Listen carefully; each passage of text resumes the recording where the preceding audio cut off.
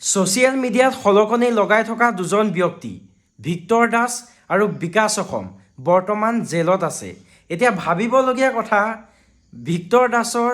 Victor সেনা বৰ্তমান সময়ত ক'ত? বিকাশ অসমৰ সমৰ্থকসকল বৰ্তমান সময়ত ক'ত? জেলত নোযোৱাৰ আগত তেওঁলোকতো একদম ছ'চিয়েল মিডিয়াত তোলপাৰ লগাই দিছিল একদম সমৰ্থক অনুৰাগী বুলি।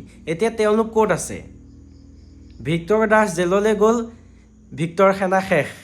বিকাশ অসম জেললৈ গ'ল, এতিয়া বিকাশ অসমৰ অনুৰাগী সমৰ্থক শেষ। এয়াই হৈছে ৰিয়েল কাহিনী।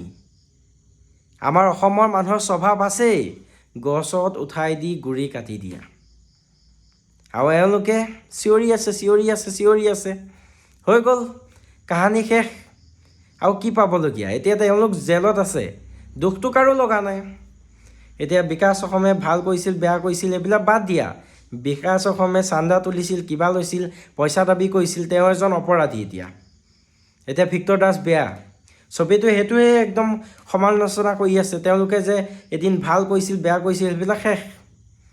এয়াই কাহিনী। এতিয়া তেখেত জেলত আছে, কোনোবা জেলত সোমাই আছে এমাহ দুমাহ ধৰি।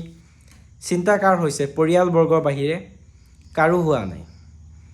সেয়াই বৰ্তমান সময়ৰ কাহিনী। আপুনি 99টা ভাল কাম কৰক, এটা বেয়া কাম কৰক। আপোনাৰ যিটো বেয়া কাম আছে সেইটো সমালোচনা কৰিব। আমাৰ অসমৰ মানুহৰ এইবিলাক হৈছে স্বভাৱ বুলি কৈছোঁ। সেইকাৰণে কিছুমান কাম ৰাইজৰ কথা মতে নকৰিব, নিজৰ মতে কৰক।